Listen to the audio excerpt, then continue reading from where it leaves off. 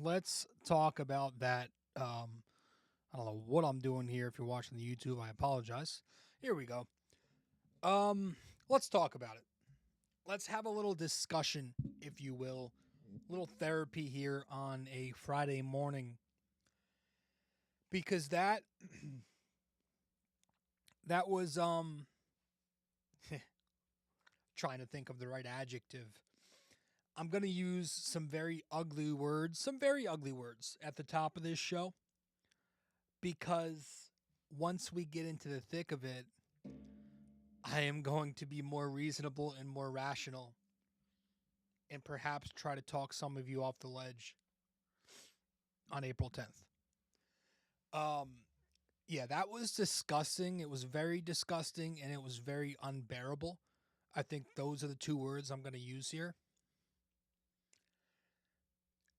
You can find your own adjectives. Disgusting, bad, abhorrent, an abomination. I love that word. I use that word a lot. Egregious, repulsive, disgraceful, just terrible. Just terrible. The pitching was excellent again for the Yankees. That continues to be fun, but nothing else was good. Not the lineup, not the defense.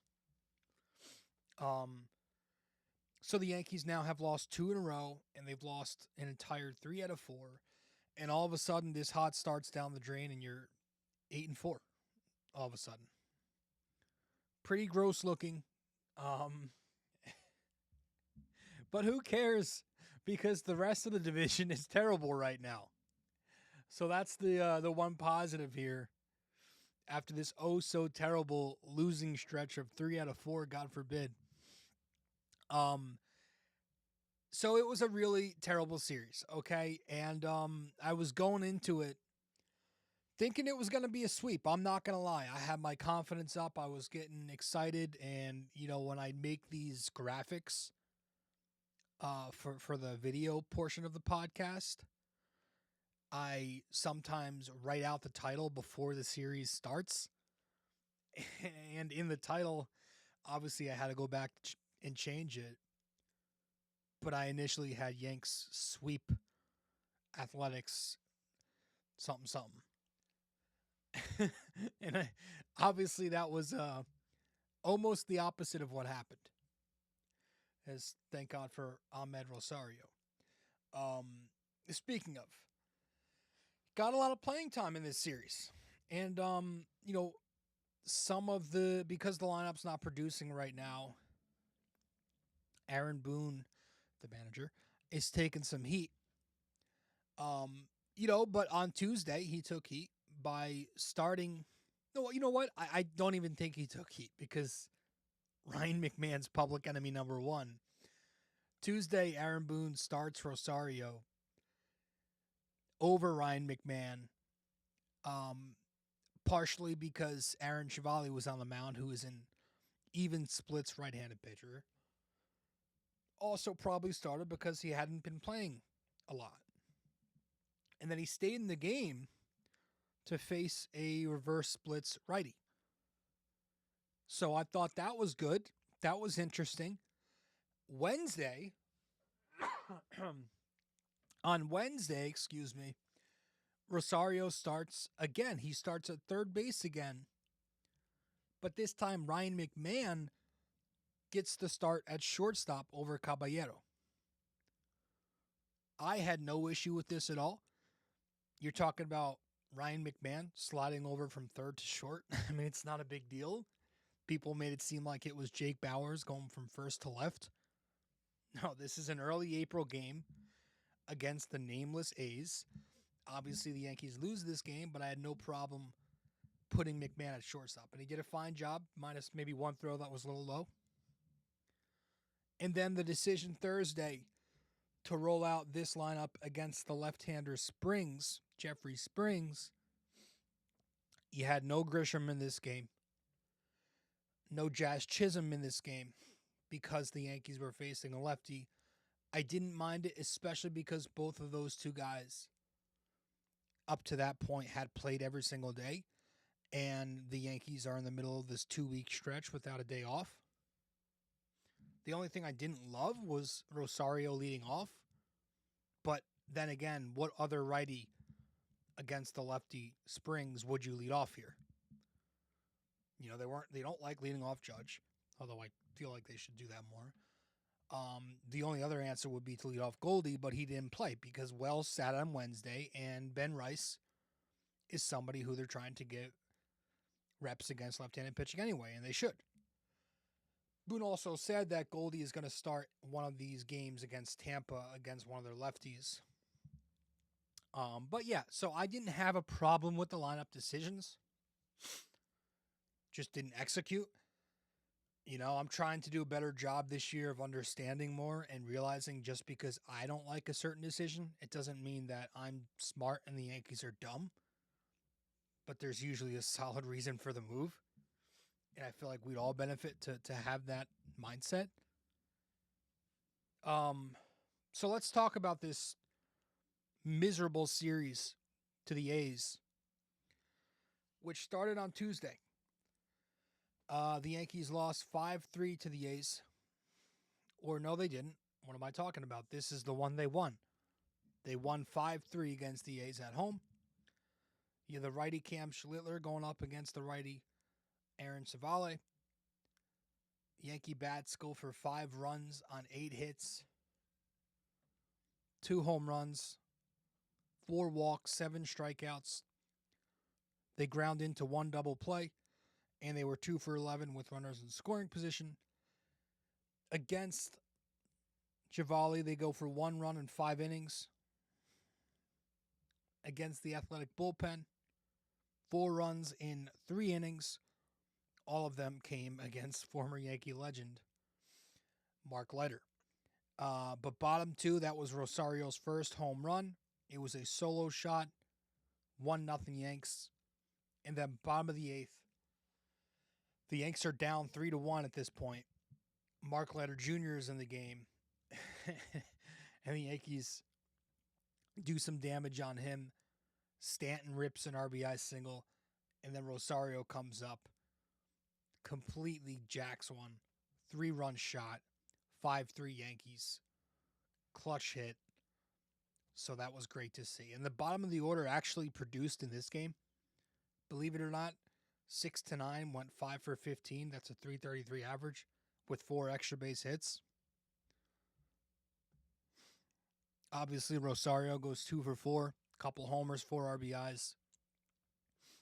Jazz 1 for 4. Wells 1 for 3. Double and a walk. Caballero 1 for 4. Double and a stolen base.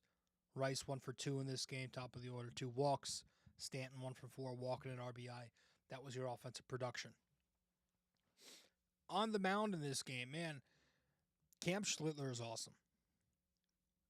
He goes 5 innings, 3 runs, 7 strikeouts, no walks, 5 hits, 84 pitches, gets the no decision. His stuff was down. His velocity was down again, pitching in cold weather in these last couple starts.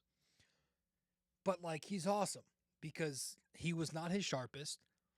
But if we're looking at 5 innings, 7 strikeouts, and we're considering this game a bad outing for him, in a game where he's facing one of the top lineups in the American League, he's a pretty good pitcher. If that's bad, then he's in a pretty good spot in his career. And he continued to dominate the way he's been dominating, using all 3 of his fastball shapes. If you go through some of his strikeouts, he got the righty Langoliers to strike out looking on a 99-mile-an-hour two-seamer. He got him to strike out swinging on a cutter up and out, and then he gets him to strike out again swinging on a 96-mile-an-hour four-seamer up and out. So he got him 3 times. He got rookie sensation, the righty Jacob Wilson, to strike out looking on a 98-mile-an-hour backdoor two-seamer. Gets the righty Denzel Clark to strike out swinging on a two-seamer bottom of the zone. Cutter upstairs to fan the lefty Kurtz looking. And then he gets the lefty Butler to strike out swinging, four-seam above the zone. Just continuing to tunnel fastballs off of each other to throw hitters off. Play this one off this pitch, play the fastball up of the zone against two-seamer on the hands, cutter running away. It's just, this guy just knows how to pitch. He had one bad inning that came in the top of the third where he lost his command a little bit and he was hit hard. Now, Muncy does get that leadoff single, but that was some bullshit swinging bunt. After that, cutter, only 91 mile an hour cutter up in the zone to McNeil. He singles, so it's first and second, nobody out. Clark with the sack bunt to put two runners in scoring position with one out. And then you get Nick Kurtz, who hits a two-run double at 115 miles an hour. This was the only at-bat that frustrated me. I thought it was really poor pitch sequencing from Schlittler in this AB. He gave Nick Kurtz, I'm going to talk about the entire at-bat, 5 consecutive four-seam fastballs in the middle of the zone. And it's like we mentioned, times like this against a tough lefty slugger, it's where you wish he would have a changeup or a split. Or even throw that curveball, have a little more confidence in that. Right? The overhand curve, like he'll occasionally drop into lefties. Or, I thought he was going to throw that splitter. We heard at the end of last year he was going to focus on throwing a changeup or a split change or something, just to have something going away from lefties. But he feeds him a bunch of fastballs, gets bit. 2 at-bats later, Soderstrom RBI double. This one was actually a decent curveball low and in. But it's 3-1 ace. Outside of that, he pitched well. It was another great start in what's been an excellent season so far for him. It's a small sample, but, he's doing all the right things. Because if you go to Cam Schlittler's Baseball Savant and you look at his StatCast, everything is there that you want to be there. He's still throwing 97, despite the velo being down so far. 90th percentile in chase rate. 77th percentile in whiff rate. 94th percentile in K rate. He's got 22 strikeouts to no walks. Can't even say that straight. And yet he still has a 74th percentile ground ball rate. He's 64th percentile in barrel rate, 62nd percentile in hard hit, 58th percentile in average exit velo allowed, 72nd percentile in extension, 84th percentile in expected batting average, 96th percentile in expected ERA. He's got the best FIP in Major League Baseball, at least at the time of this start when it ended. So it's awesome. And all this matters because baseball is a weird sport, right? That's why expected numbers matter. That's what they capture. If a pitcher's expected numbers are good, it usually means he's doing the right things and he's executing, even if the results don't always show it. Sometimes he's just getting beat by nonsense, right? It'll be a weak bloop hit that finds a hole or balls that barely sneak through the infield, or maybe it's defensive positioning or ballpark factor or something like the weather, or just random luck on balls in play. But when you zoom out, the important part is always process.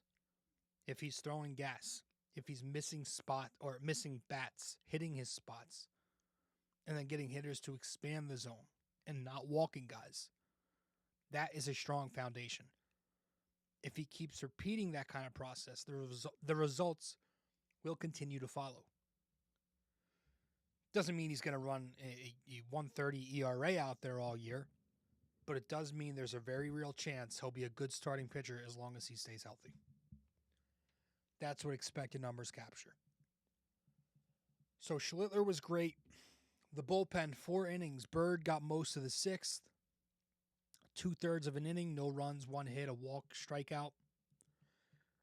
Headrick got the rest of the 6th and some of the 7th. 1 inning, no runs, no hits, 2 walks, 3 Ks. Fernando Cruz got the rest of the 7th and all of the 8th, an inning and a third, no runs, no hits, 2 walks, and a strikeout. And then David Bednar got the 9th, 1 inning, no run, no hits, no walks, a strikeout, gets a save. We'll go back to Bednar in a minute. But that was Tuesday. Wednesday, the Yankees lose 3-2. You had the righty Warren going up against former Yankee righty Luis Severino. Yankee bats go for 2 runs on 4 hits, all of them singles. 7 walks, but 15 strikeouts, 2 ground ball double plays, and 1 for 7 in scoring position. 2 runs in 5 innings against Sevy, and then against the Athletic Pen, no runs in 4.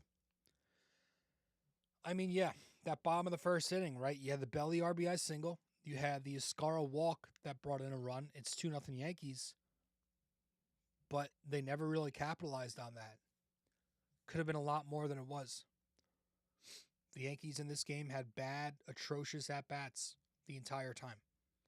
Bottom of the first inning, you had a chance to really get to Sevy. They start the game out with the bases loaded, nobody out. Rice and Stanton right after that. 2 awful strikeouts. Later to end the inning, Rosario, an awful strikeout. Bottom 2, McMahon, leadoff walk. One of the few times he's been on base this year. But then Judge ends the inning by pounding the ball into the dirt, double play. It's what he's done all year. Bottom 3, the Yanks go down 1-2-3. Bottom 4, you got runners on the corners, 1 out. McMahon double play to end the inning. Bottom 5, Grisham, leadoff walk. Doesn't matter because Judge, Belly, Rice. The meat of the order, Judge, Belly, Rice down 1-2-3. Bottom 6, Sevy's out of the game. Yanks go down 1-2-3. Bottom 7, you got a pair of walks. Bellinger strikes out swinging. That's the start of 7 in a row to retire. 7 in a row retired to end the night for the Yankees. Because in the bottom of the 8th and in the bottom of the 9th, they go 1-2-3 without a single ounce of fight. So, Grisham was 1 for 2, couple of walks. Judge 1 for 3 with a walk. Belly 1 for 4 with an RBI. Escara 1 for 3 an RBI. Rosario 1 for 4. Jazz comes in the middle of this game, gets 1 at bat, doesn't do anything, but does make an outstanding catch at second base. I think when Tim Hill came in the game. Really great diving catch, full out dive to rob a hit. Catches it for the out. He's been outstanding at second base this year. That's one thing I will give him. Will Warren started for the Yanks. 4 2/3, 2 runs, 5 hits, 3 walks, 5 strikeouts, no home runs allowed, 85 pitches in the no decision. Didn't pitch great, didn't pitch well. Lost his command later in this game with his 2 fastballs. Top of the 4th inning, 2 outs. Yanks are up 2-0. He gives up 3 straight hits. The lefty Butler with the 103-mile-an-hour single. Warren leaves 93 in the middle of the plate. Then it's Max Muncy with a 103-mile-an-hour single. He leaves 92 in the zone. Then it's the lefty Jeff McNeil, soft RBI single, but it's a hanging sweeper. It's 2-1. Oakland cuts it in half, wherever they are. The lefty Cortez walks, couldn't find the zone with his fastball. You get to the top of the 5th. Brent Rooker, 1-out walk.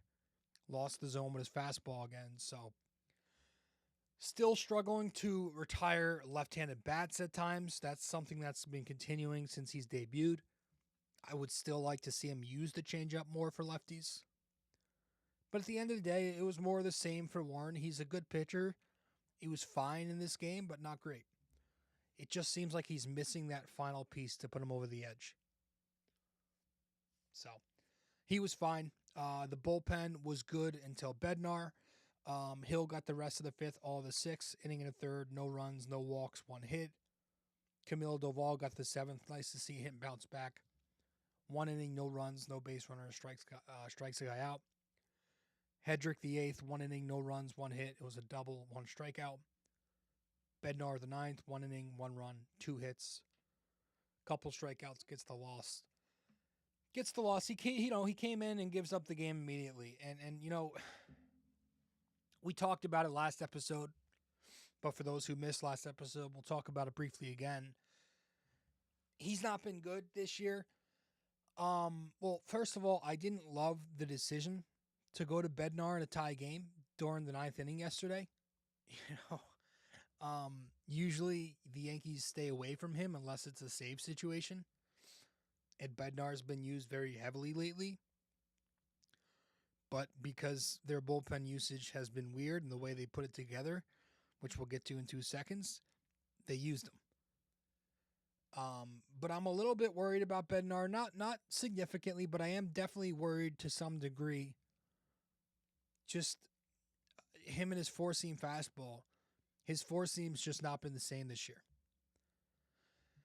You know, usually his four-seam fastball gets 20 to 30% whiff rates, give or take. Last year it's at 22% whiff rate. This year it's like less than 10%. Maybe it's a little more than that now. Maybe it's a little less. I got to check, but I'm pretty sure. I can go check it right now to be exact. I don't want to be lazy here. It's not good. I know that. David Bednar. Here we go. Yeah. David Bednar's fastball this year, his four-seam fastball, has a 10.3% whiff rate. Last year it was 22.2%. So the whiff rate's cut in half. Usually, again, he's, mid 20%. He's sitting 97 plus. It's a fastball that doesn't get hit. But this season, it's a 10% whiff rate. It's sitting, 95 and a half, so the velo's down a tick and a half. Hitters so far are 3 for 8 on it with a couple of doubles, and it's being pulled in the air a lot. In the top of the 9th inning in this game, you get a 109-mile-an-hour line drive double to the pull side. He leaves 94 top of the zone. Langolier smashes it. So, again, you hope it's just WBC fatigue, but, location. But, it's going to continue to be this way, and he could risk injury if this bullpen usage continues to be what it is, because we're using him so much. And even with someone like Ryan Weathers, who pitched great yesterday, his velocity, you did see a major dip in velocity in the last couple of innings, but the Yankees had to keep him in because the pen's already been overworked with 2 consecutive weeks of baseball coming up. Again, this is the beginning of the season, and you go back to when the Yankees put this pen together at the end of camp by putting all of Yarbrough, Blackburn, and Winquist on the roster. Why? You're putting 2 long men on the roster, one of them who you rarely use, and then a 13th pitcher who you literally did not use a single time before you admitted failure and cut him last night for a heel. So it shrinks your bullpen. It completely shrinks your bullpen to just 5 high-leverage guys, and that's it. And then it puts so much pressure on those high-leverage guys every single night because you're limiting options. You're dwindling it down. It's like a Tom Thibodeau, 6.5-man rotation. So maybe that's why Bednar's already looking like this, because you got him throwing 40 pitches and then back out there just a couple days later in a non-save because you built your 11 to 13 incorrectly. So that remains an issue, and hopefully the Yankees, again, they did DFA Cade Winquist last night. It's because as I'm speaking, they might have already brought back Luis Heel. Actually, he might be starting tonight, so that's that. What else do we got? Positive of this bullpen, and we'll start here, I guess, has been Brent Headrick. And so I'm going to tip my cap to Brent Headrick for the second time this year. He has been absolutely nails for the Yankees so far in this series, on the season. He's pitched 7 innings with 11 strikeouts, 3 walks, no runs. He's been awesome. The slider, the split, The four seam, he's got a new sinker, so he's tweaked his pitch mix a bit. Less four seam, leading more into his secondaries. His pitches have a lot of life. They got break. He misses an incredible amount of bats. I believe he's 99th percentile whiff rate right now. He was up there in his short stint last season too. Gets a ton of chase. In this series, he pitches 2 scoreless outings, Tuesday and Wednesday. Combines to go 2 innings, 4 strikeouts, couple walks, a hit, no runs. So Brent Headrick, the lefty, continues to do his thing. And then you get to Thursday, where the Yanks lose a miserable disgrace of a game, 1-0. You had the lefty Weathers going up against the lefty Jeffrey Springs. But the Yanks get no runs on 1 hit, no extra base hits, 3 walks, 8 strikeouts, 3 stolen bases somehow. And they were 0 for 3 with runners in scoring position. Against Springs, no runs in 7 innings. Against the Athletic bullpen, no runs in 2 innings. That's because they didn't score any. Rosario, 0 for 2, couple of walks. Stanton, 0 for 2 with a walk.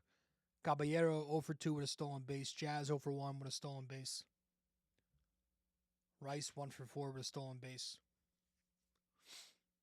Singled in the 9th. That was the only, or in the 7th. That was the only hit for the Yankees. It was a Ben Rice single in the 7th to snap a streak of 12 consecutive innings for the team without a hit. And credit to Jeffrey Springs. You know, he's always been this soft contact machine. You go to his StatCast page, the exit velos, the hard hit rates in the top % of the league every year. He will throw the kitchen sink at you, breaking balls, off-speed pitches, anything it takes to limit hard contact. So he kept the Yankees off balance. And yeah, I don't know if I have anything else to add, at least offensively. Defensively, actually, the Yankees made some good plays. McMahon made an excellent catch diving at third base. Judge throws out Kurtz from right field. Nice job by Rosario at second, faking that too. Pretending the throw was coming in. Blackburn got the 9th.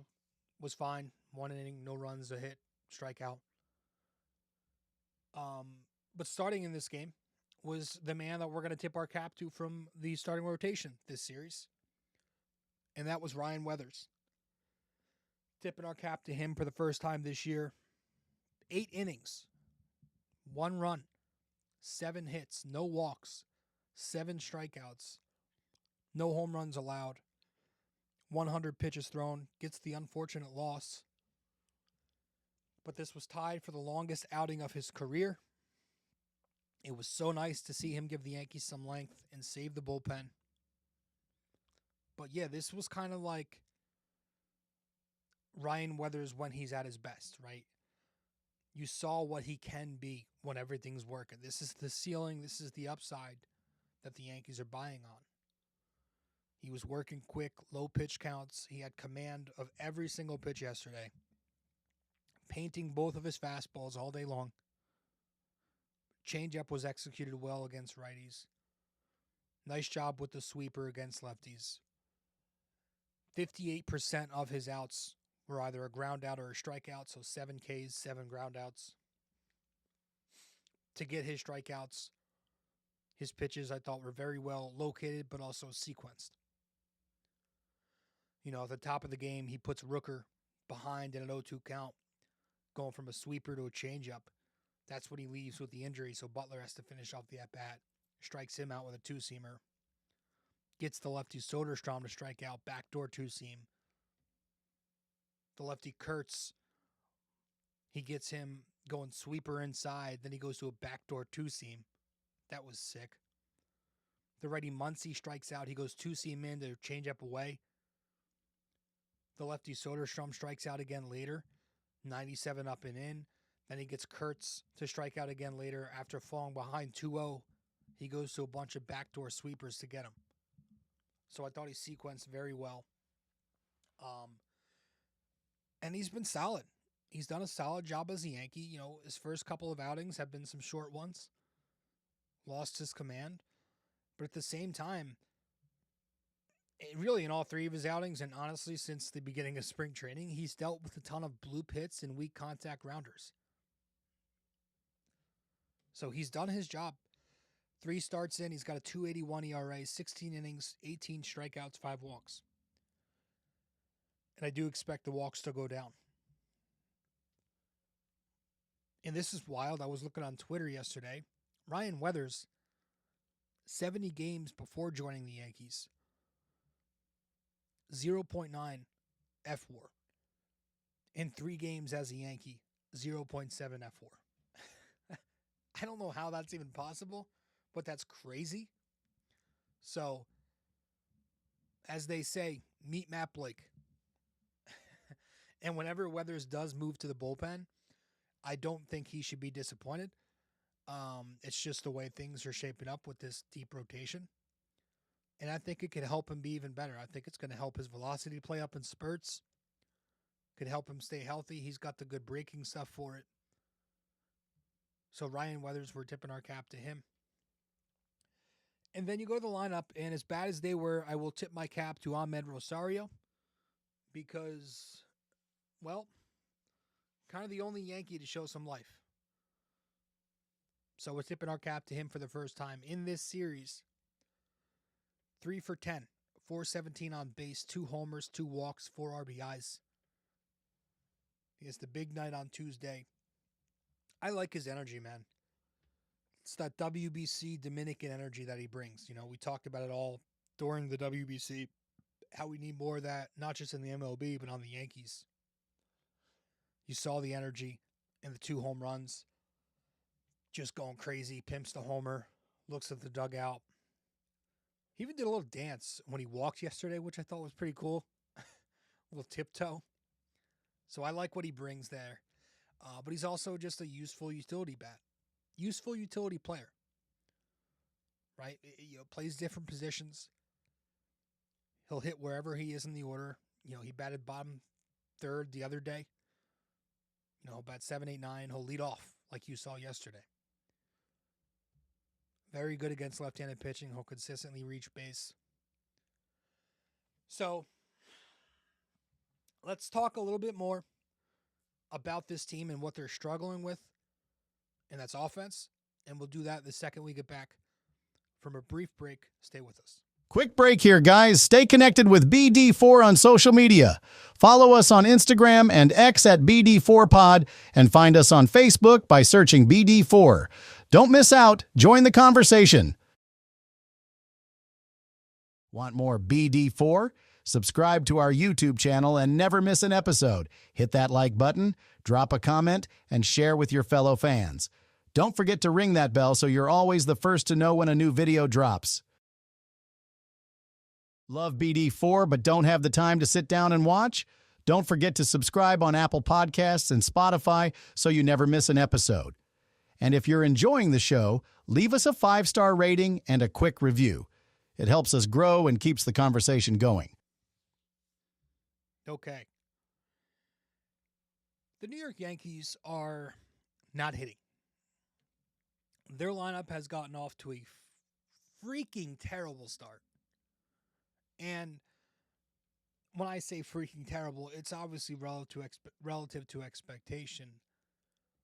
And I debated even talking about this. I really did. I was almost not going to talk about it because I think it's so stupid to make a big deal out of it.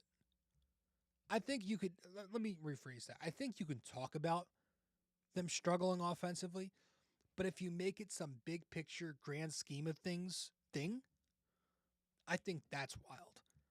Because long term, this Yankees lineup will be fine. They've got the talent. The process is there right now. Like they're hitting the ball hard. They're walking. Some of it is just, it's going to turn around. The resume's there. You saw what they all did last year. And there's not many, if there's anybody on this team from last year that I look at and be like, yeah, I expected him to fall. No, like Judge is lost right now. He's late on 91, 92. His swing decisions have been terrible. You know what he also has? He has a 700s OPS. That's not going to last. Even if he doesn't have this MVP year again, he'll what? He'll sit in the 900s at worst? That's going to change. Jazz Chisholm has been giving you some horrid at-bats. He's not had the same approach as the second half of last year. But look at him. He's got a 500s OPS. Do you expect that to continue? Even if he doesn't repeat what he did last year, it'll be in the 7s at worst. Ryan McMahon won't have a 319 OPS all year. Trent Grisham is doing everything right at the plate process-wise. He's hitting the baseball hard. He's finding the barrel. He's not chasing out of the zone. That means it's going to come. Even Wells, and listen, Wells has not been good, but there are things I like what I'm seeing. Like the bat speed's still there. He's hitting the ball hard. He's getting barrel on the ball. The chase rate is down a tick. The walk rate skyrocketed. If he keeps up that process, okay, we're talking about what we saw 2 years ago. Stanton and Rice tore the freaking cover off the ball for 3 series. They were due for a clunker. Bellinger is like the only Yankee who's hitting right now. But, even him, that contact approach is never not going to annoy me because he's sacrificing walks to chase pitches out of the zone, which leads to blue pits and outs. You saw that 2 times yesterday, right? In the middle of the game, chasing, and then once in the final at-bat where he needed to take ball 4, chases out of the zone, and he doesn't get anything out of it. Bellinger is somebody who can afford to strike out more. I prefer he struck out more if it meant it would raise his walk rate and get him on base more. I don't care what kind of outs you make if you're getting on base more. We are 12 games into the season, though. Okay? We are not 50 games in. We are not 100 games in. We're 12 games in. It is early April, and offense is down around the league right now. 22 teams in this 30-team league currently have an OPS in the 600s. For some context, by the end of last season, that number was cut in half. It was 11. It is still early. So offense will be down across the league. Guys don't like hitting in cold weather. This is a league-wide trend. Even if every fan base tends to only focus in on their own team, I promise you every other team is dealing with this. Or I guess technically 22 other teams are dealing with this. I just don't think there is a need to overreact. I don't think there's a need for bullshit narratives that can be instantly disproven. Because unlike back in your day, we now have research to shut that shit down immediately. Because we live in an age where you can counter bullshit with proof. Like the whole they can't hit good pitching thing. Well, against playoff teams last year, Yankees were second in WRC+. They were first in OPS, first in slug, first in homers.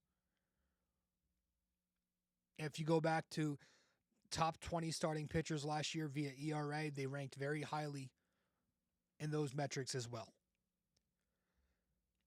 And the fact that people think something like that correlates to playoff success is also untrue. That's also been disproven. You guys want a good follow on Twitter? Somebody who doesn't tweet with emotions, but with fact?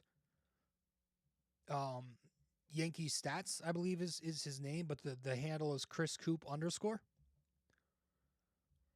has some good stuff that I get a lot of my information from. So go follow that guy. Just like the fact that people think playoff success is anything other than just a coin flip, mostly random, is wild. Like it is a series of small sample sizes. Anything can happen in X amount of games. I always like to say, would you be more shocked if the Dodgers started this season 4-3, or if they finished this season 82-80? Right? Small sample sizes can make anything look bad or good. And now the Yankees are, I think they fell to 0-4 in one-run games. And there are people trying to twist that to make it a thing. Is there a more brain-dead stat than that one? I don't know. It's tough. It's like 0-4 in one-run games. That's good. Of course, I'd rather lose by one than get blown out. Of course, I'd rather win comfortably instead of barely scraping by. What does that even prove? That's a good thing. That should have every Yankees fan optimistic. That's literally twisting having a great run differential to a negative. Like, no, I want every loss to be almost a win. I want every win to not be a one-run game. If the Yankees are down 4-3 in the ninth inning, do I want a 2 RBI single, or do I want a 3-run shot? I want them to go ahead by as many runs as they can. So yes, the fact that you want to win by a lot and lose by a little should be a good thing and not twisted into some bullshit statistic. Also, for what it's worth, in the playoffs, that atmosphere is completely different than an atmosphere in April. So I just think that's stupid. Anyways, I hated seeing that stat. But a big part of why this offense is struggling, well, I shouldn't say a big part, because again, the top of the order was doing their job. Ryan McMahon wouldn't be a big talking point. But he does have a batting average that could buy you milk back in the day. And I know, like, once a fan base gets a hold of a narrative and starts pushing it because we're angry and emotional and we can't handle adversity 12 games in, we're going to run with that narrative regardless. But, like, we should also remember to be a little more logical. Ryan McMahon, his entire career, year after year, I'm not saying he's been a good hitter because he's not been a good hitter, but he's been a 700s OPS hitter. You want to factor in ballpark, he's been a 90s OPS plus hitter. And right now, Ryan McMahon has a 319 OPS and a -1 OPS plus. Meaning he's 101% worse than your league average hitter at the moment. That's not sustainable. Do we really believe he's going to be that bad for 162? Do we not know what regression to the mean is? What, I guess, positive progression is? It is physically impossible to do that in the MLB, first of all.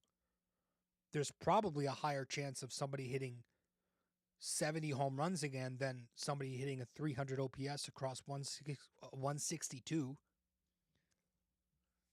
When it's all said and done, the odds are McMahon will be who he's always been, which is an elite glove with a slightly below average bat who hits at the bottom of the order, and that's fine. Why is that fine? Because bottom of the order bats are supposed to be below average.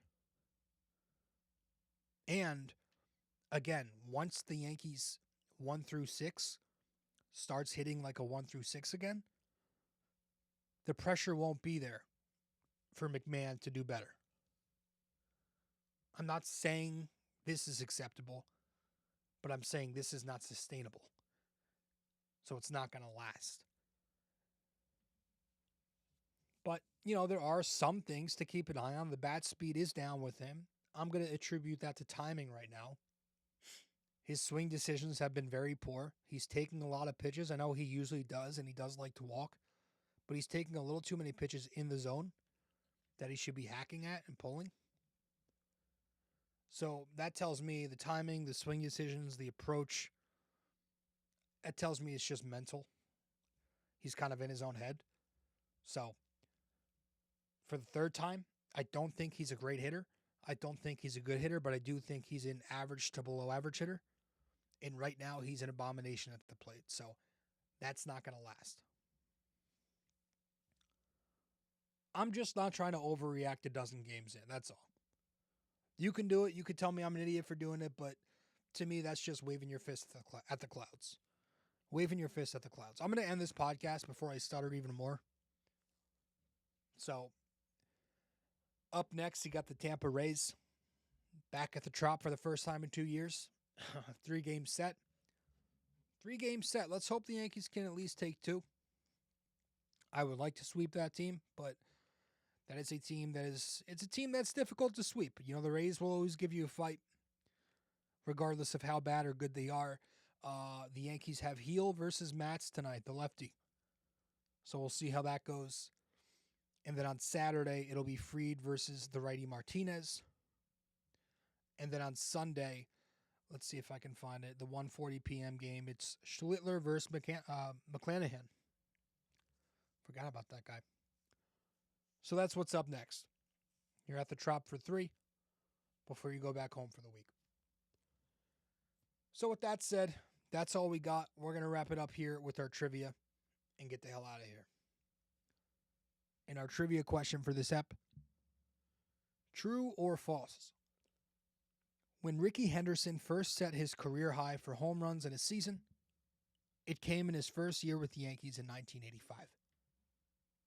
All right. True or false? When Rickey Henderson first set his career high for home runs in a season, it came in his first year with the Yankees in 85. So, with that said, that's all we got. I do appreciate you for tuning in. I'm going to get the hell out of here. Hopefully the Yankees can start winning again and start scoring runs again, hitting homers again. That'd be nice. Appreciate you all. I'll see you very, very soon. Hey guys, thank you for listening to BD4. Be sure to follow us on social media, subscribe to us on YouTube, and give us a 5-star rating on Apple Podcasts. We'll see you next time.